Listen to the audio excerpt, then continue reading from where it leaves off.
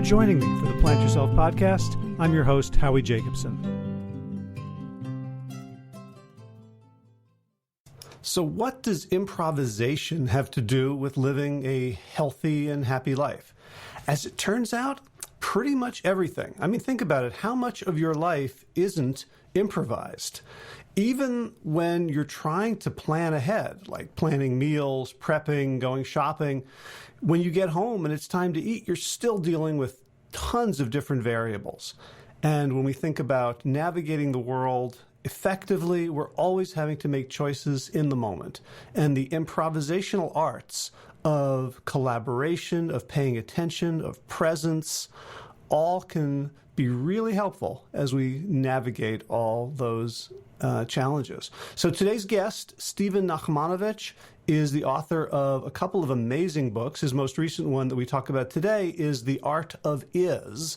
He's also the author of a book from the 1990s called Free Play, which has become sort of a Bible for improvisers everywhere. And I was delighted when he accepted my invitation to talk about how improvisation can help us be happier and healthier people. So without further ado, Stephen Nachmanovitch, welcome to the Plant Yourself podcast. Thank you. It's a pleasure to be here. I'm so excited for this conversation. And I think I want to start by asking you probably the most difficult question for an improviser, which is to introduce yourself, because that's probably the thing you have to do over and over again. Yes, it's sort of, the way you put that reminds me of certain jokes about Alzheimer's disease where you have to keep introducing yourself and so forth. Because in a sense, an improviser, in one sense, has no memory because everything that you play is fresh in the moment and is stimulated by what's going on in the moment. But on the other hand, you've got a 3.5 billion year memory, because you're a living organism, and everything that you play is somehow predicated on those 3.5 billion years of organic evolution that we all share, and that's why we're able to communicate with each other without rehearsing or writing it down beforehand. That's why we're able to communicate with other living organisms. So it's an interesting thing. So in my more mundane introduction, I'm a violinist, composer, writer, educator. I do multimedia art, visual music, and all sorts of art forms. I'm sitting here talking to you from a swivel chair, and that's kind of the metaphor of my life, as being on a swivel chair between various forms of expression. I started out thinking I was going to be an academic. I was interested in biology, and then I was interested in psychology, and that's where I got my degrees, psychology and anthropology, literature. I'd been trained as a classical violinist as a kid, but I always thought, even though I always loved music, I always thought that would be something to the side of my profession. And then in my 20s, I discovered improvisation and discovered that much as I love composers, I didn't really need composers anymore. That they're a luxury, but not a necessity.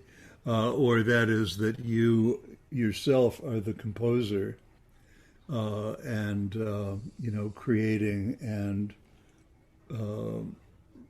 performing are part of the same act. And I got involved I'm a violinist. I did a lot of solo improv concerts. I did a lot of group concerts with other musicians, with dancers, collaborating with theater people, collaborating with all kinds of people in different fields. And out of that work came 2 books. My first book, Free Play, is 30 years old now and is still going strong. And that is more about the inner and spiritual dimensions of the creative process and spontaneous creativity, improvisation, and so forth. And the new book, The Art of Is, which just came out recently, is more about the external, social, collaborative, ethical dimensions of the creative process. So they make a kind of bookend. Right. So I had not gotten to free play yet. I discovered you thanks to Audible saying, hey, here's some free books. And I thought, great. The Art of is just an amazing title. Thank you. In that, it's resonated with me and some of my friends. And also, I can't think of a less marketable thing, like someone waking up in the morning and going, I want to discover the art of is. So I was intrigued, and I have to admit, I only finished the book yesterday, which is not how I like to do things. I like to give myself a week, and it's partly your fault because I listen when I run, and every 4 or 5 minutes you would say something that would make me realize I should not be listening to a book while I'm running. So I kept nice to do one thing at a time, isn't it? I feel so productive. Like, oh, I'm getting my exercise in, I'm getting some nature, getting some vitamin D in my skin, and I'm learning and preparing for my podcast. And you kept pointing, like, this run that I'm on, this step, that cow in the field, that breeze, it kind of almost shamed me into presence. So it took me a really long time to finally finish. That's really great. Well, the longer you take to read it, the better in a sense, because it really, as you say, it is about presence and it is about seeing what's around you. Because, there's so many metaphors. Improvising means responding to what's in front of you. That is the art of is, responding to the world as it is. Here we are living in a world of a pandemic and in a world of, onrushing ecological catastrophes. And that is the world we live in. And all of our fantasies, imagining, science fiction, music, whatever creative form we take, is still a response to what is and to who we are and to who we're with. And it takes time to absorb that. It takes time to, I did have one of the things that I frequently do, like it feels like in the long past now when I used to travel and do gigs. And I was teaching at a university in Canada. And one of the things I do a lot, of course, is just encourage people to be aware of environmental sound. And, there's the sound of the children playing outside, or there's the sound of the bathroom door closing on the second floor above you to your left, and the hum of the light fixtures, and all of the sounds around us. And we become, the more we listen to sound, and the more we hear where those sounds are coming from, the more present we become in space and time and who we are and with our own body. And the better we're able to spontaneously respond.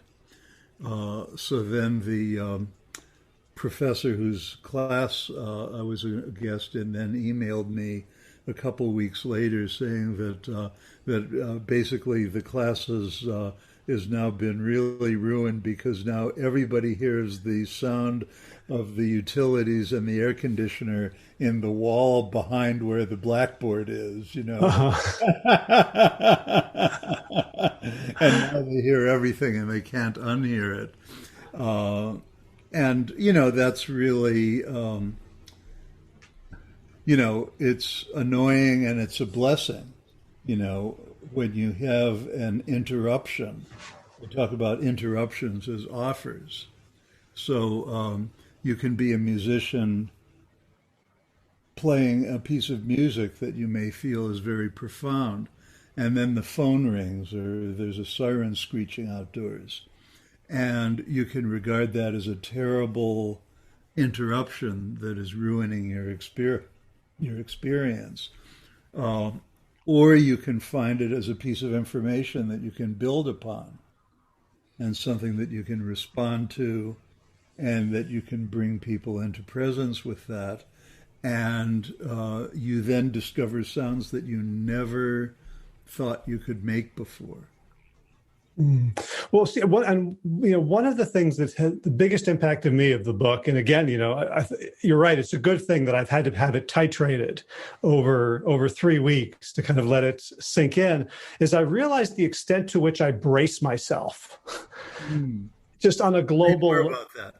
Well, so I'll open up the news, and I'm already braced for the latest catastrophe, right? So I'll brace myself for bad weather when I'm going out for a run. I'll brace myself professionally for a hard day's work or an email critical of a piece of work that I've done. And, the examples that you give in the book really sort of build from sort of the basics of yes and of simply playing with offers and things like, noises and smells and then ultimately to like the most global issues of, concentration camps and global warming and like the idea that so when, in my 20s, I spent a bit of time in therapy, and I remember the poem on my therapist's bathroom wall just above the toilet, and it was a rendition of a Taoist saying, "Those who flow as life flows know they need no other choice. They feel no wear, they feel no tear. They need no mending, no repair." And it was beautiful. And I'd go back into therapy after emptying my bladder and, contemplate it for a couple of minutes. But like your book really showed me that like a way in to that kind of relationship with life, which can feel again, bracing. Like this year in particular has felt like I want what I want. I have all my preferences. And then there's a whole bunch on the other side of all this stuff that no, thank you. I don't want that. And to be reminded that saying yes to everything opens up possibilities. And it's a far more psychologically healthy and happy place to be. Yeah. Well, you don't necessarily need to say yes to everything. I mean, there are some things that we do have to refuse. And but you can refuse them knowing what you are and who you are and why you're refusing, and your refusal can still be a response. I mean, when you mentioned saying yes to everything, there's certain things that that people want to put you through that you have to say no way. But the way in which you say no way, I mean, the very last page of my book is about an attempted sexual assault. And the nun, medieval Japanese nun Shotaku, is in 1330 something, is walking from Dokusan with her Roshi, with her teacher, and she's the widow of a general who died several years earlier, and she became a Zen student after that, and later became abbess of a very, very important temple in Kamakura, which for centuries was a refuge for battered women, and which was rare in Japan, I can tell you. So the story that I end the book with is that she's walking through the woods at night back from the teacher's hut, and a man with a sword comes out of the bushes and he's attracted to her, and he tries to rape her, and he threatens her with his sword. And all she has with her is a piece of paper in her sleeve that she rolls up into a fake sword and screams at him with this enormous shout. And there's such ferocity to her gesture that the guy drops his sword and he runs away into the woods. And the koan that became associated with her gesture says, "Produce this paper sword, which is the heart sword, and prove its actual effect now."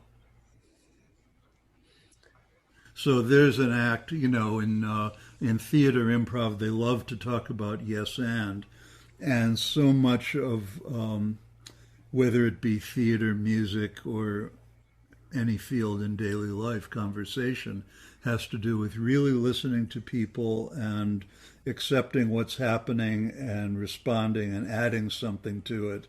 But here's an improvisational act of great refusal that was so powerful because his threat to her did not stop her from being a responsive, spontaneous human being.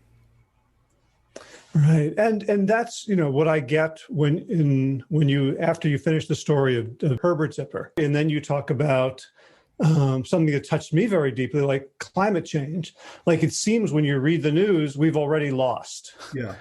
Right, and to say that and this guy who was composing music in Dachau and Buchenwald concentration camps, and playing in an ensemble where most of them knew they probably wouldn't get out alive. Yeah. Like if they can do that, who am I to throw up my hands and say there's nothing I can do here? And it was just so powerful. Exactly. So one, like the first reason I wanted to have this conversation, I'm a teacher about health and health habits and health behaviors. And as I was listening, it occurred to me that there's so much wisdom in your approach that we can apply to self-regulation in response to the world. But I also didn't want to turn this into like improv becomes a tool, like go into a business and teach improv to the middle managers so they can make more money. And I didn't want to turn it into improv into how I can improve my diet. But yet I do kind of want to go there, but I want to I don't want to sacrifice the bigger picture. Yeah. Well, what you just brought up a whole lot of issues that are all intertwined, and it's really great that you mentioned that.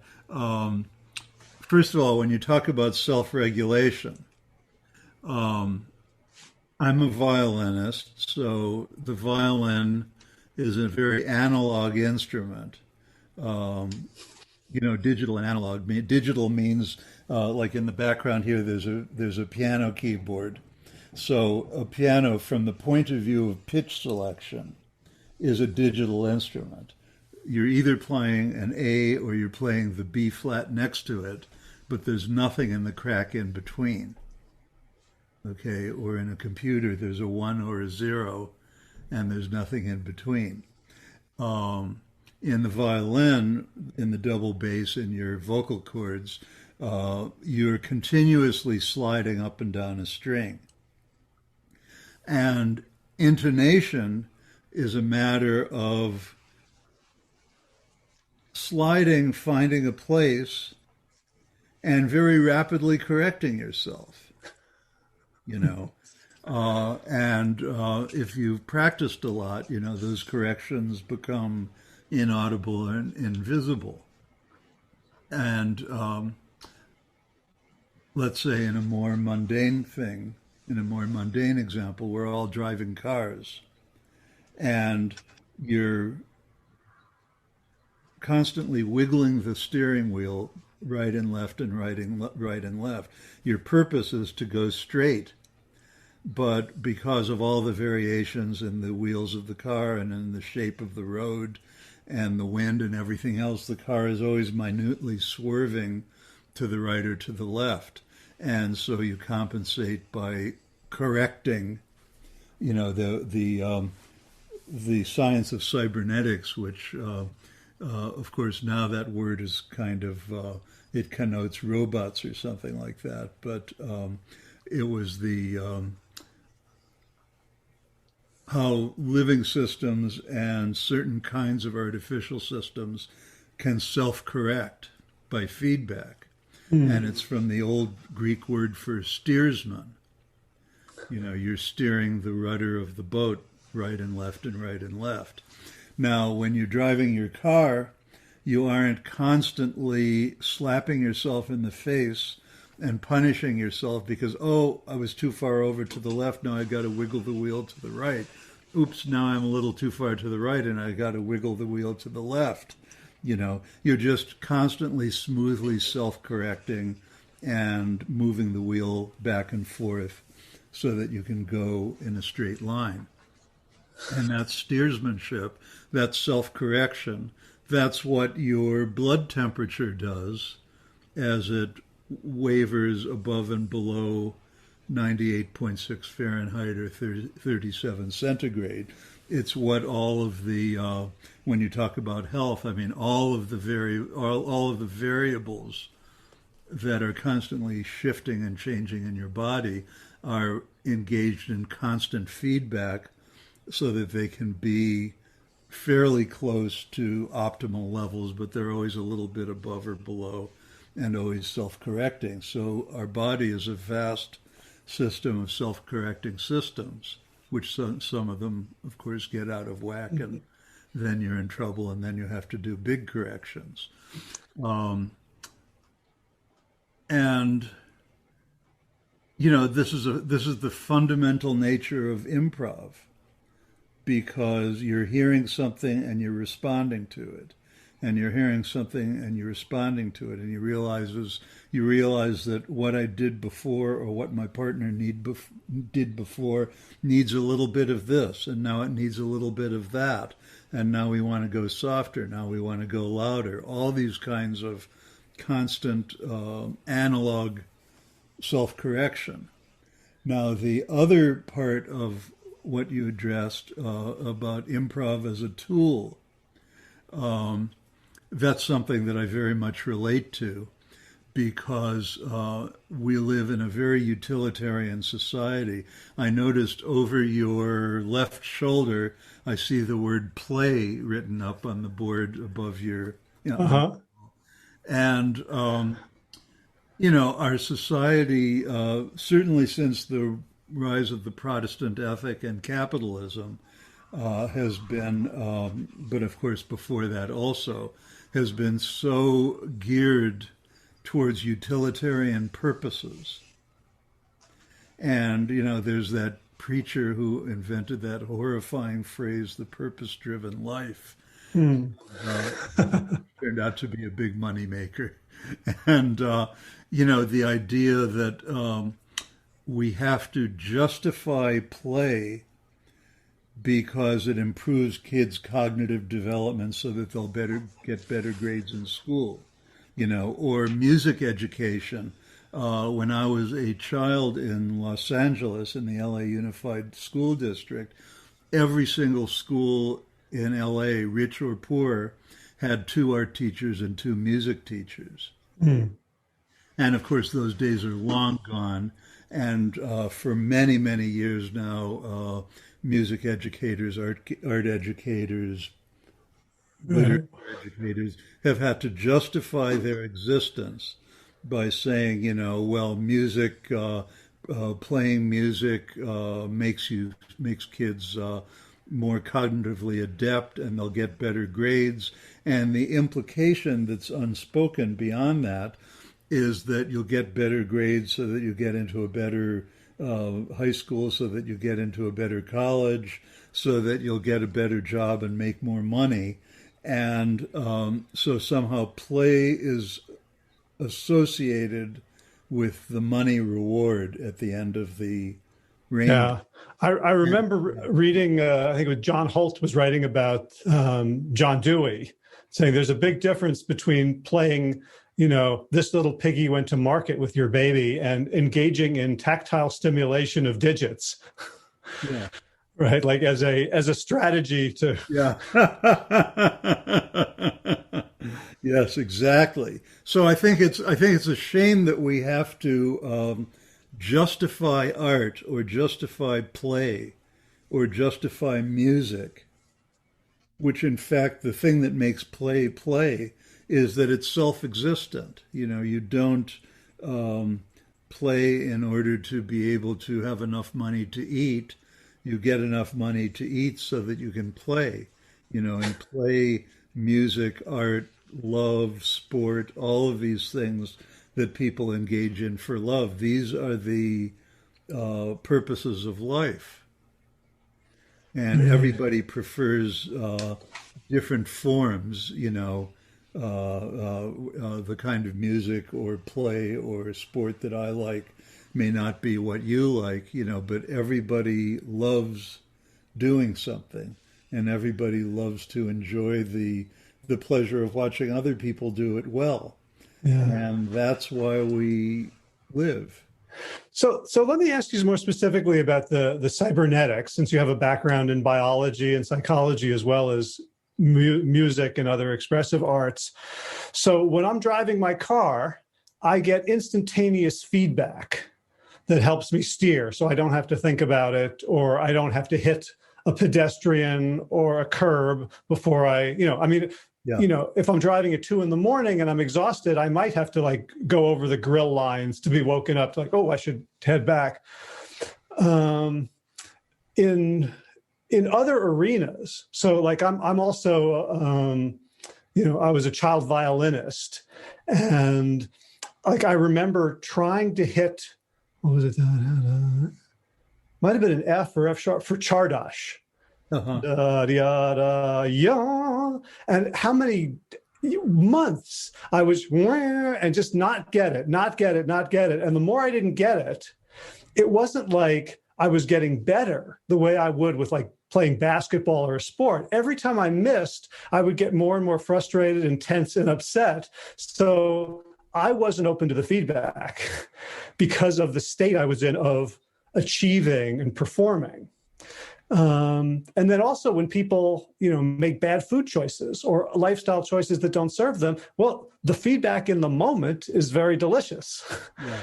Right. So how do you think about applying principles of play and improv and accepting offers, when there can be that time delay where cybernetics is interfered with?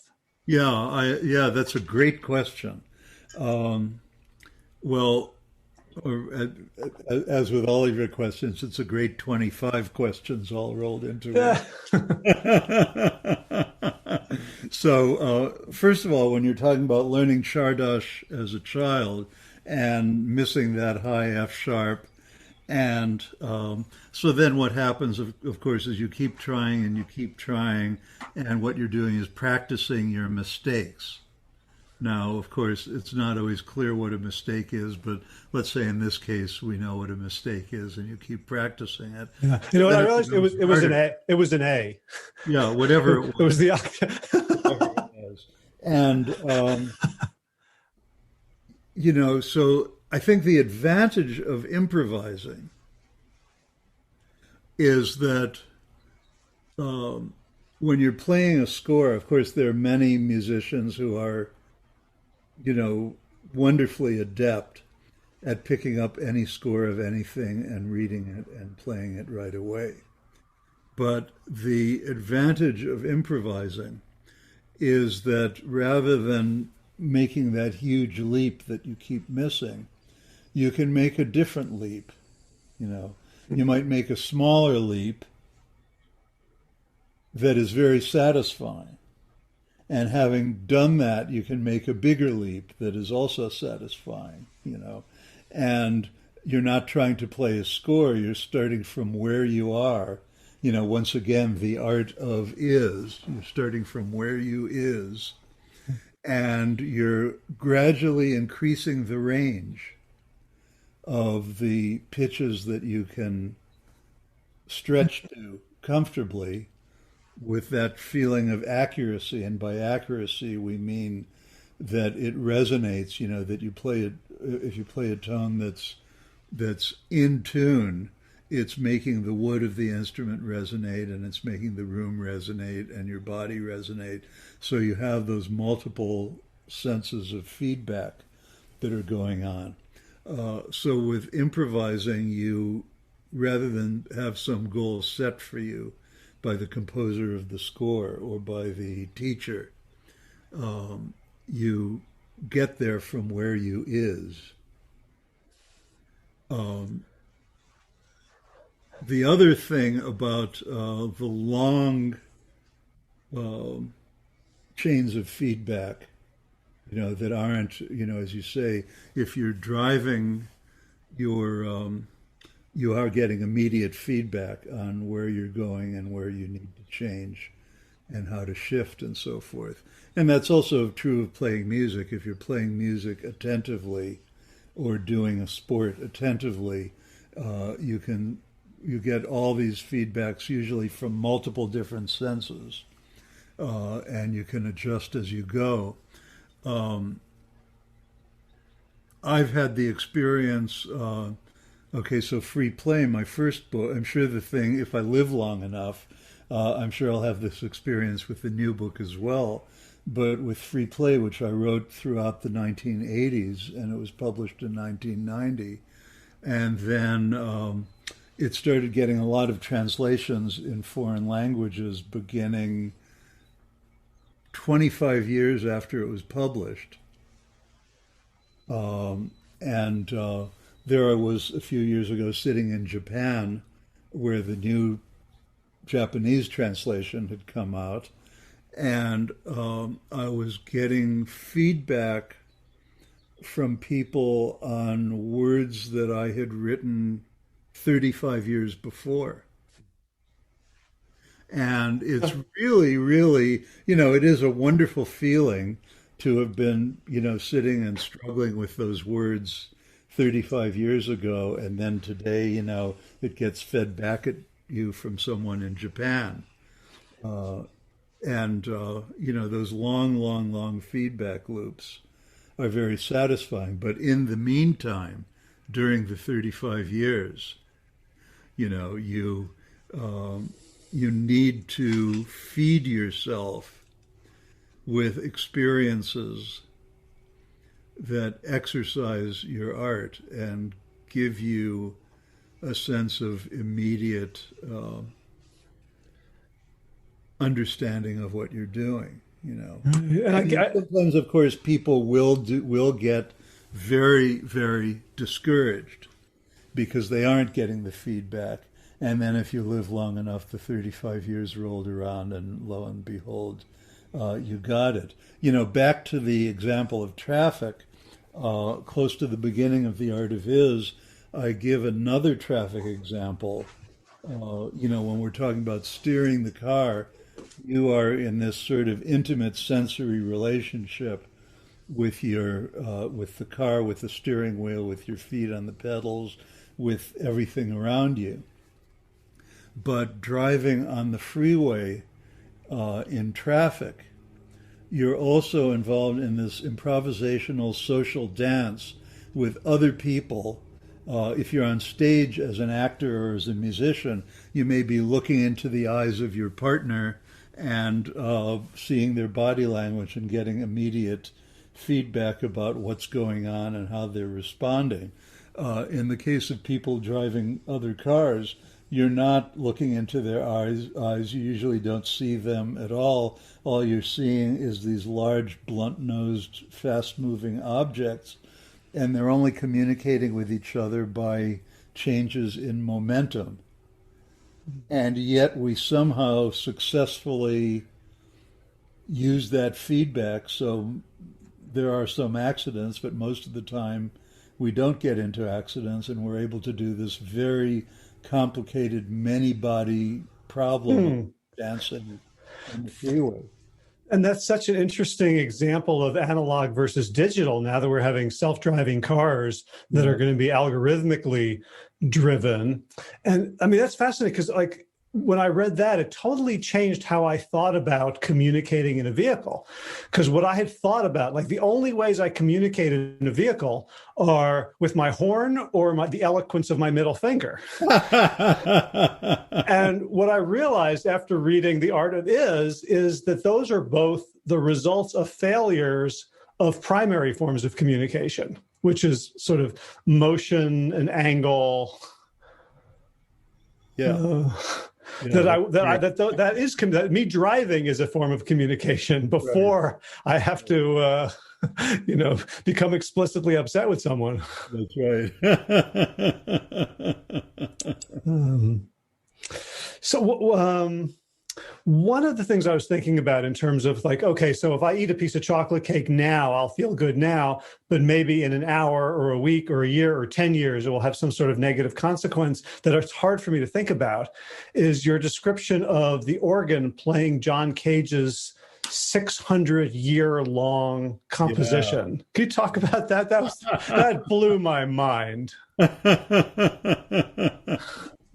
One of the things that I like about thinking about this stuff is that, we think about improvisation or whatever you want to call it, spontaneous creativity, as, this sort of intimate millisecond by millisecond thing. But just as your 3.5 billion years of experience as a member of organic evolution is really, it's a very long business. I mean, Cage had this wonderful relationship to time. There was like the respect for the immediacy of the external noise that was coming in. But he also wrote pieces that were very, very long. And in the case of this piece is called As Slow as Possible, and it lasts for 639 years. It's about a little bit less than 20 years into its execution, and there's a church in Halberstadt in Germany that has a specially built organ that was constructed for playing this piece. And every few years, the score calls for somebody to, to shift a lever that begins the playing of the next chord. And Have you been there? no, I have not been there. I would love to go. That would be really awesome. But the sense of operating over very, very long periods of time and being sensitive to it in an improvisational way, and by improvisation, I don't mean being fast or clever. I mean being aware of your environment, which is also very slowly changing. It's changing at all different speeds. I'm living here in the forest in Virginia. This year, my big creative project has been an album of music that I've played with the local birds. Since I can't, quote, go anywhere, I go on walks in the woods, and I've been collecting bird song on a recorder and then bring it into the studio and add violins and other things to it.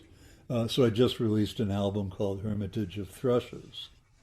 So the interesting thing about the birds is that songbirds average about 450 heartbeats per minute. We average about 80, plus or minus. Hummingbirds apparently are like 1,000 beats per minute, which is, hard to believe. But meanwhile, there's the trees out there, which are also sentient beings operating at a very, very different time scale, And if it happens that there's no sequoias where I live, but, then you're talking about organisms that are operating at 1,000-year time scale.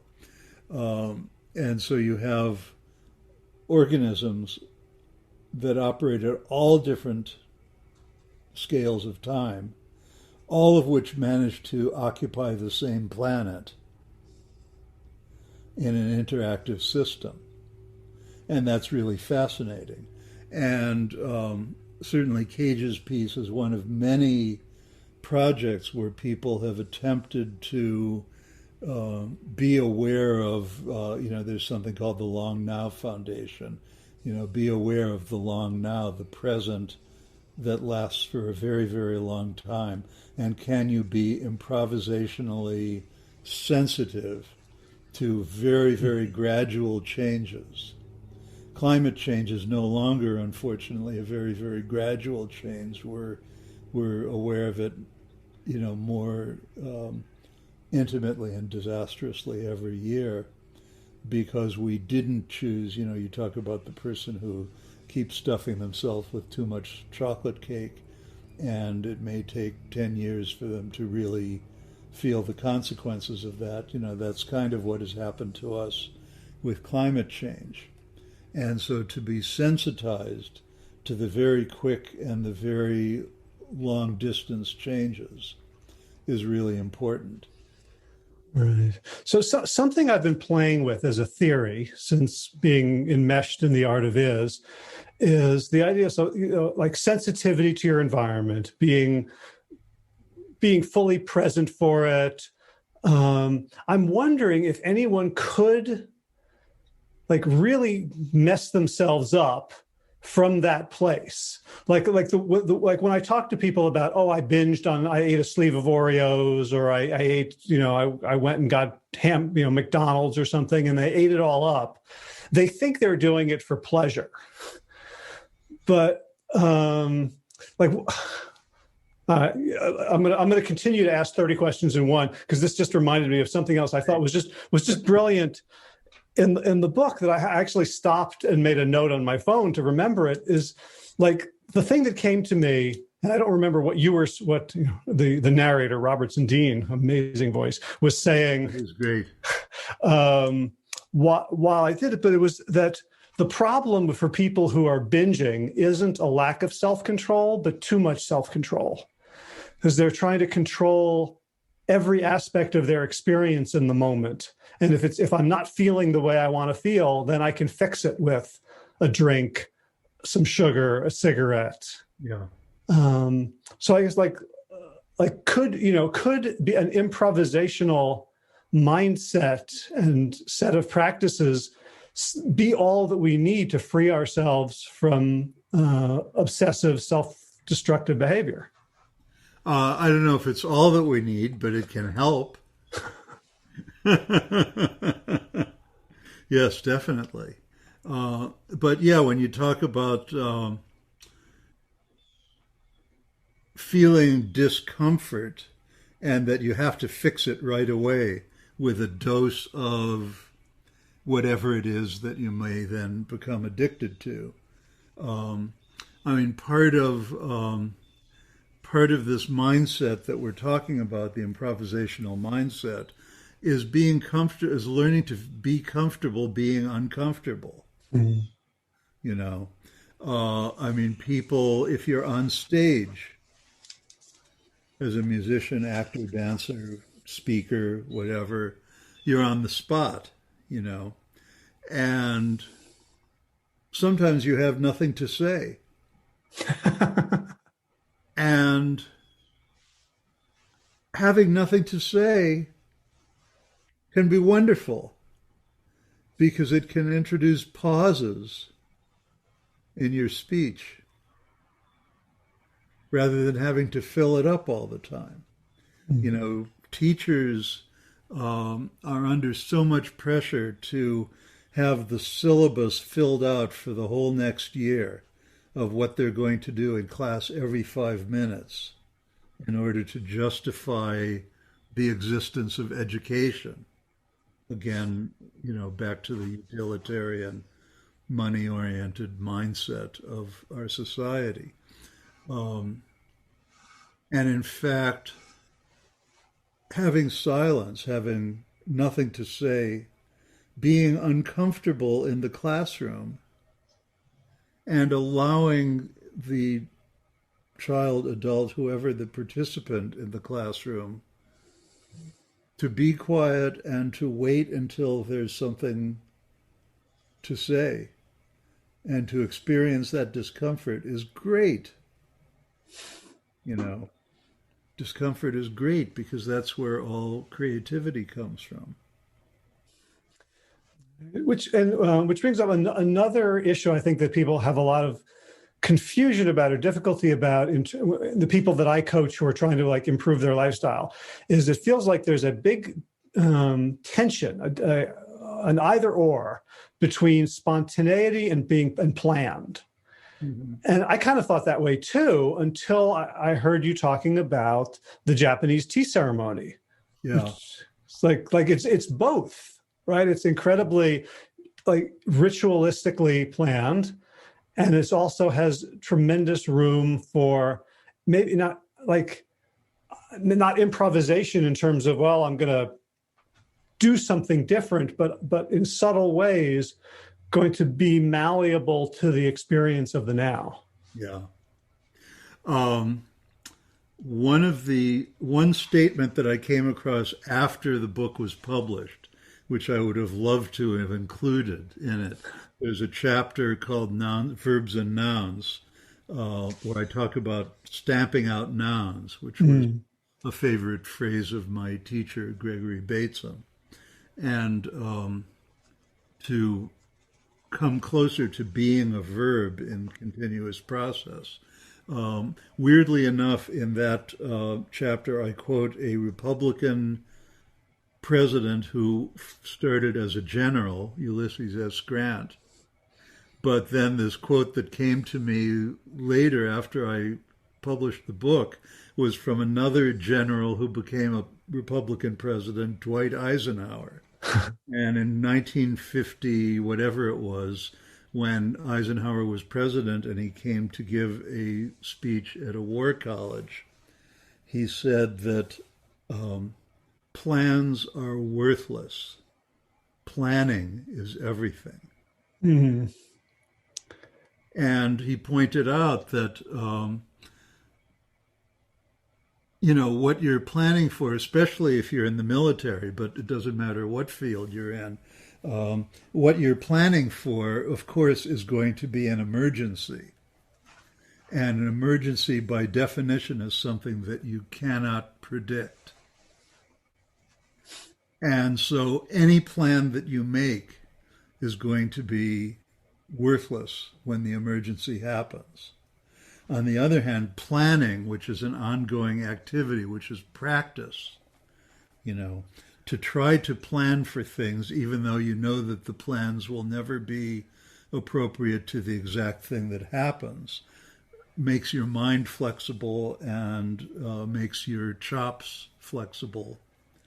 And so you are able to respond in the moment because you have spent time planning rather than sticking to your plans. Yeah, and I love how you put it at one point that I can't remember the exact phrase, but this spoke to me as someone for the last 2 weeks I've been improvising on the violin and just playing with it and having a lot of fun. That all my practice is not to prepare the piece, but to prepare me. Something like that. It was like that I am the product of the preparation and not anything external to myself. Exactly. Right.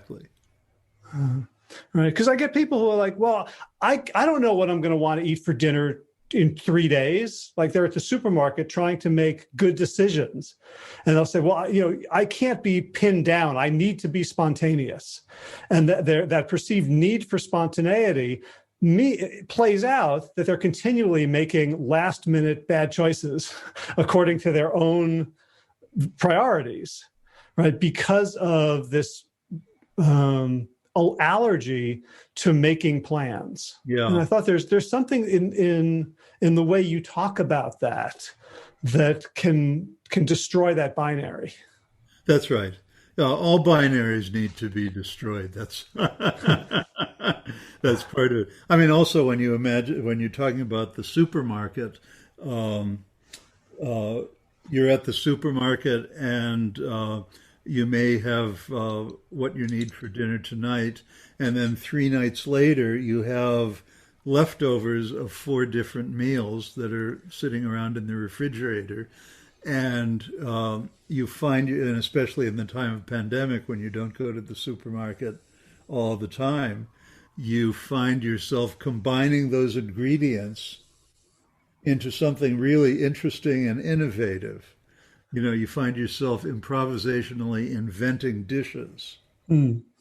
out of those leavings that are really, really quite interesting, and which you would never have been able to actually think up a recipe before. You're just throwing things together and finding, this tastes interesting. I'll do a little more of that. Right. Well, yeah. I mean, that's the joy of the power of constraint. Yeah, Right. Like there was another quote about like, having 360 degrees of freedom is paralyzing. yeah, yeah. So something else I wanted to talk to you about in terms of like towards the end, things get really heavy about like what we're going to face in life, like the inevitability of, what is mistranslated as suffering, but as, sort of attachment to form.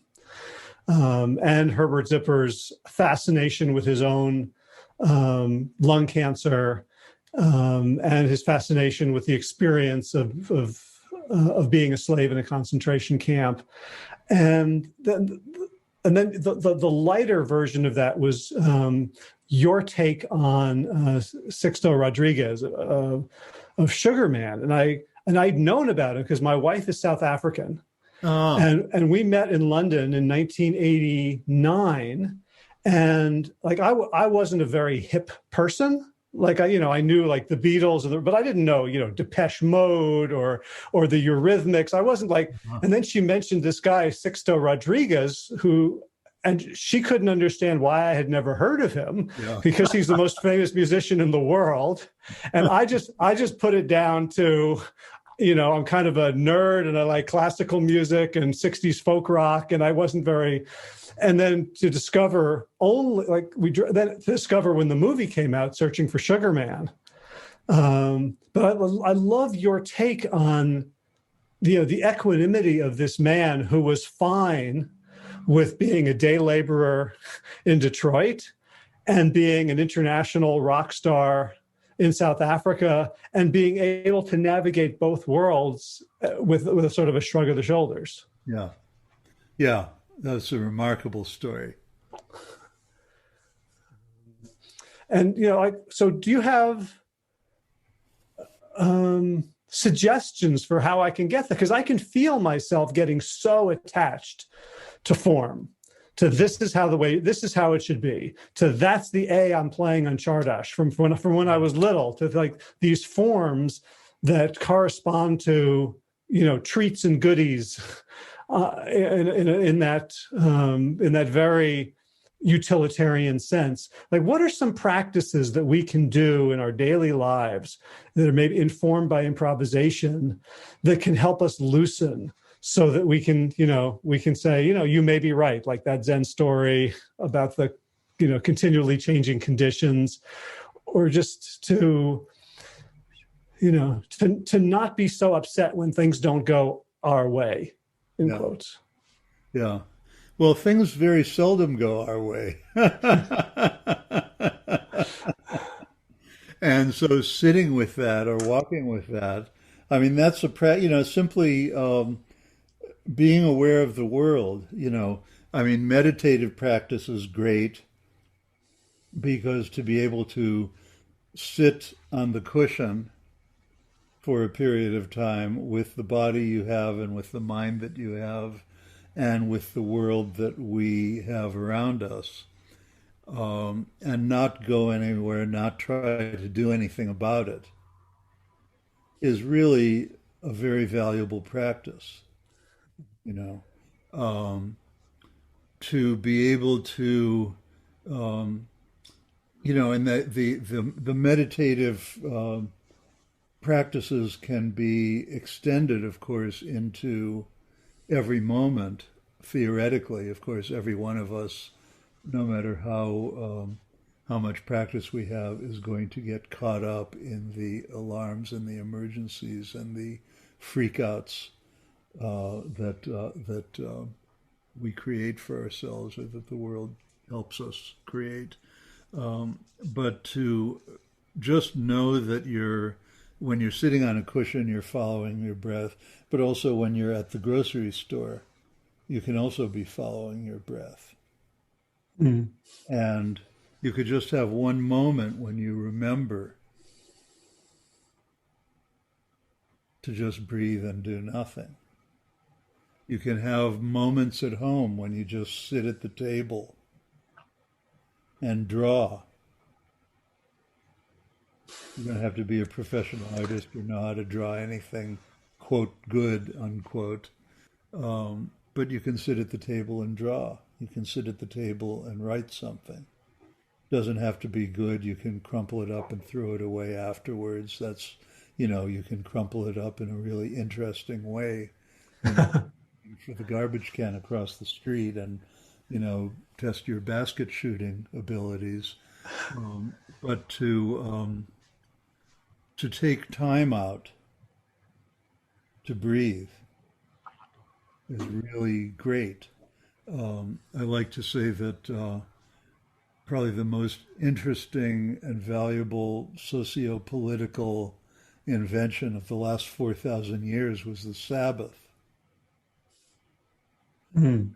Okay, let's take a day. It doesn't matter whether it's Thursday, Friday, Saturday, Sunday, or it doesn't matter if it's a half a day or however you do it, and whether you associate it with a ritual or not. But to take time when you are able to do nothing and take in what's around you.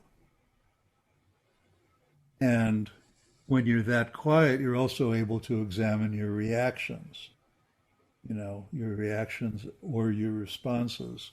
So when you're an improviser, of course, your responses are, they may be very quick and they may be predicated on, this great sensitivity to what's happening around you.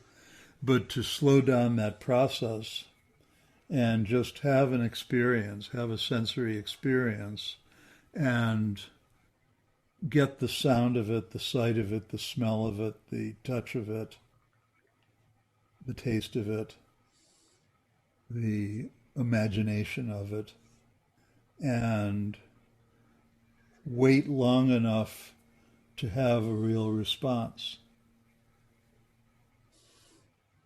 And maybe that takes an hour. Mm. All right.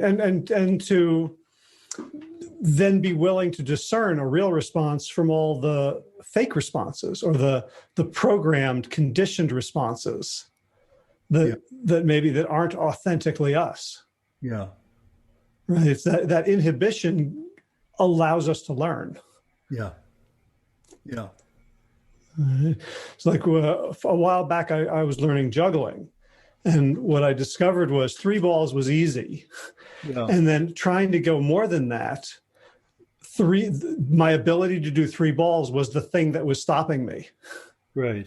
So that I actually had to learn how to inhibit things that were working. Yes. In order to get something that worked better. Yeah. In Alexander technique, Alexander talked about inhibition a lot.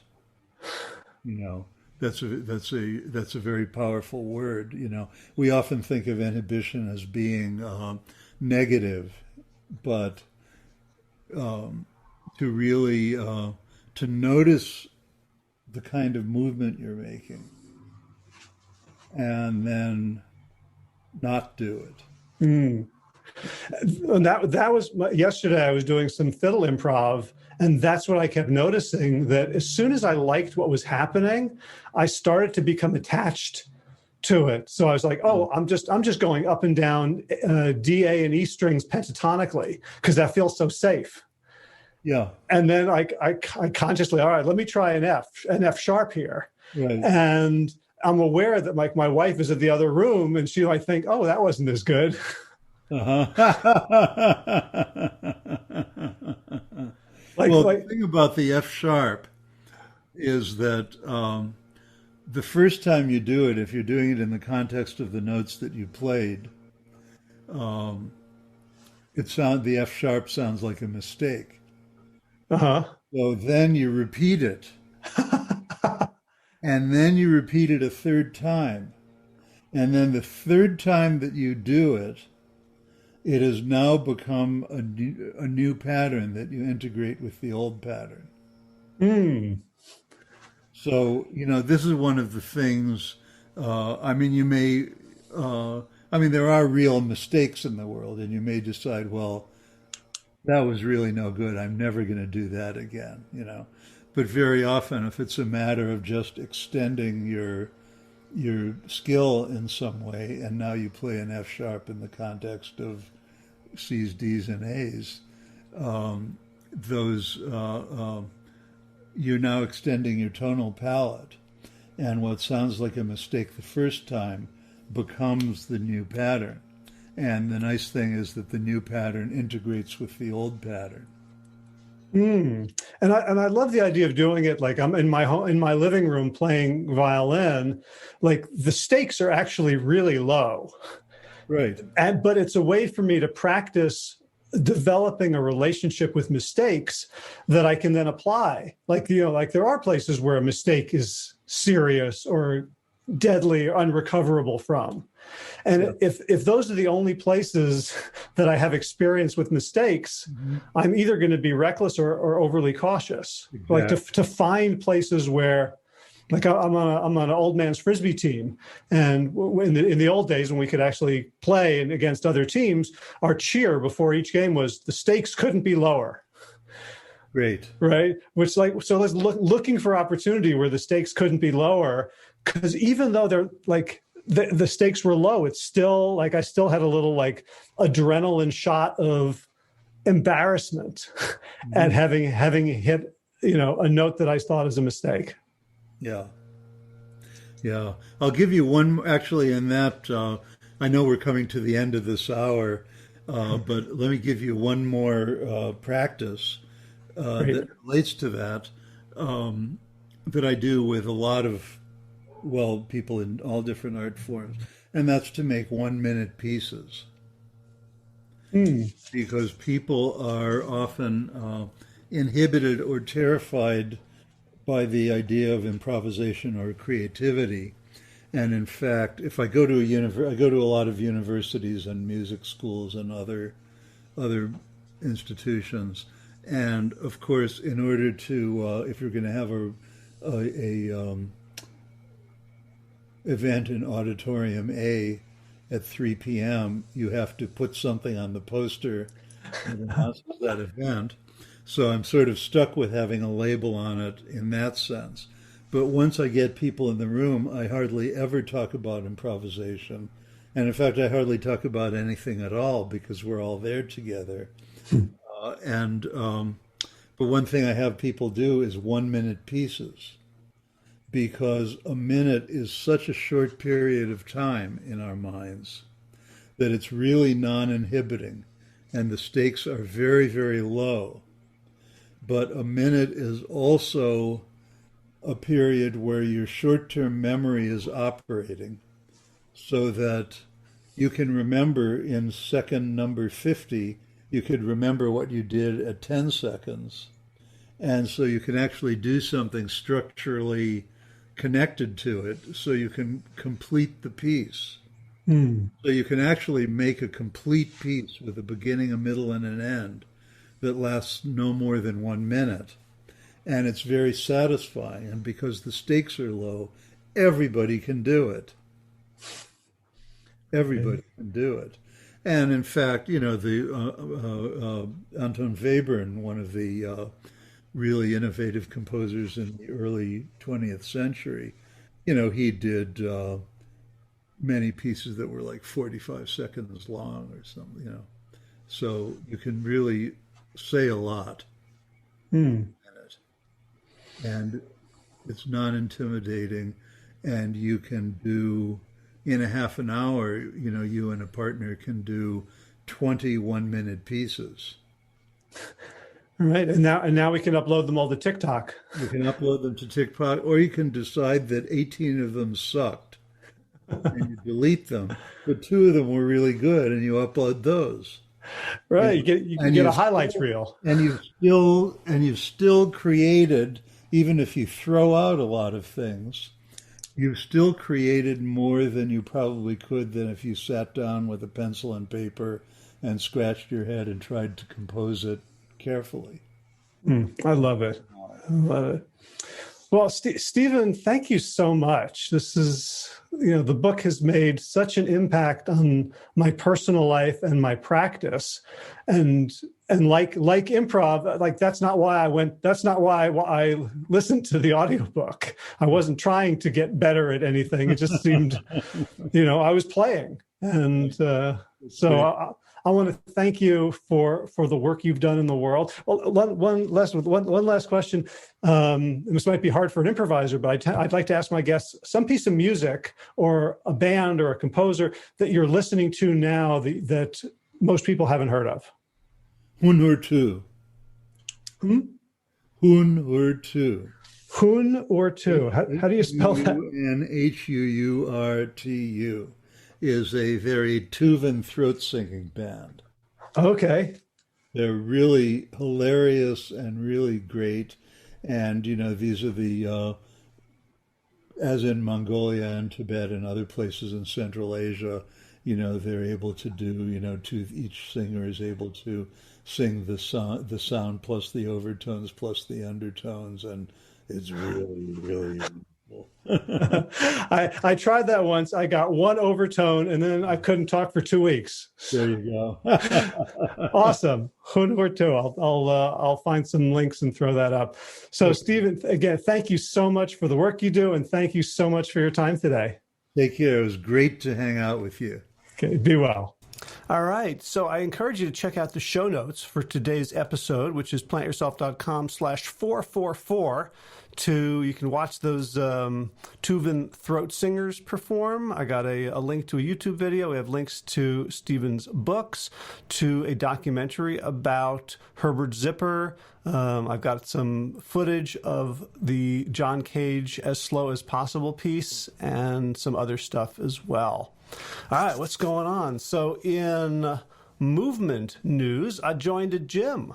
I joined John Hines' Monkey Bar Gym online. So if you go to monkeybargym.com, you can check it out. I've done 2 workouts so far. They have kicked my ass, and it's really fun. I always thought that, Zoom fitness workouts would be really not very much fun and hard to do, but the way they've set it up, I actually get a lot more attention. It's like, the instructors are watching everybody on the screen so they can point out your mistakes or form corrections you need to make immediately rather than working with one person and you might be doing a incorrect down dog for half an hour before someone comes around.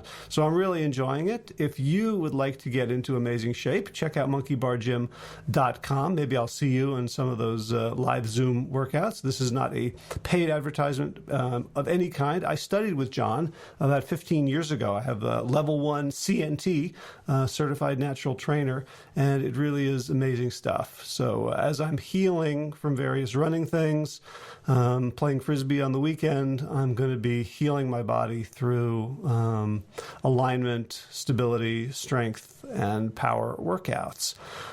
In garden news, we picked a little bit of thyme yesterday, and Mia went and planted a bunch of little baby onions, which hopefully will grow into great big onions. All right, time for thanks. Thanks to Will Ridenauer for allowing me to use his beautiful song Sabali Dawn, the Dance of Peace. You can find more of Will's music at his website, willridenauer.com. And of course, thanks to all of you Plant Yourself podcast patrons. Kim Harrison, Lynn McClellan, Brittany Porter, Dominic Maurer, Barbara Whitney, Tammy Black, Amy Good, Amanda Hatherley, Mary Jane Wheeler, Ellen Kennelly, Melissa Cobb, Rachel Behrens, Tina Scharf, Tina Ahern, Jen Filkinovsky, David Bizek, The Mysterious Michelle X, Elsbeth Feldman, Leah Stoller, Alan Christensen, Colleen Peck, Michelle Landry, Josina, Sarah Durkis, Kelly Cameron, Janet Selby, Claire Adams, Tom Franzek, Jeanette Bennett, Gila Sert, David Donahue, Blair Cyber, Dorona Vizov, Gio and Carolyn Argentati, Jody Friesner, Misha Rosen, Michael Warbeck, Aviva Lael, Alicia Lemus, Val Linneman, Nick Harper, Bandana Charlie, Molly Levine, The Inscrutable Harry R., Susan Laverty, The Panda Vegan, Craig Kovic, Adam Scharf, Karen Burry, Heather Morgan, Nigel Davies, Marion Blum, Teresa Koppel, Julian Watkins, Breed O'Connell, Sharon Hirschman, Linda Ayad, Holm Hedegaard, Isa Tuzinwa, Connie Hainline, Aaron Greer, Alicia Davis, Heather O'Connor, Carolyn Jensen, Sherry Olakoski of Plant Powered for Health, Karen Smith, Scott Marani, Karen and Joe Crabtree, Kirby Burton, Teresa Carell, Kevin McCauley, Elizabeth Rothschild, Ann Jesse, Cheryl Dwyer, Jenny Hazelton, Peter W. Evans, Dennis Bird, Darby Kelly, Laurie Fanny, Linnea Lundquist, Emily Iconelli, Levy Wallach, Rosamund McAtee, Dan Picorni, Stephen Leenan, Patty DiMartino, Mike and Donna Kartz, Deanne Bishop, Bilberry Elf, Marjorie Lewis, Tricia Adams, Nancy Sheldon, Lindsay Bayshore, Gunmarie Hagan, Tracy Gullidge, Laura Heaton, Meg from Mama Says, Stacey Stokes, Ben Savage, Michael Kay, David Hughes, Connie Rogers, Claire England, Sally Robertson, Paranganchi, Amy Daly, Brian Tourville, Mark Jeffrey Johnson, Josie Dempsey, Karen Schmidt, Pamela Hayden, Emily Perryman, Allison Corbett, Richard Stone, Lauren Vaught of Edible Musings, Aaron Hasty, Sean Owen, Sagar Naik, Erica Piedra, Danielle Roberts, Michael Lushton, Sarah Johnson, Catherine Floyd, for your generous support of the podcast. That's it for now. As always, be well, my friends.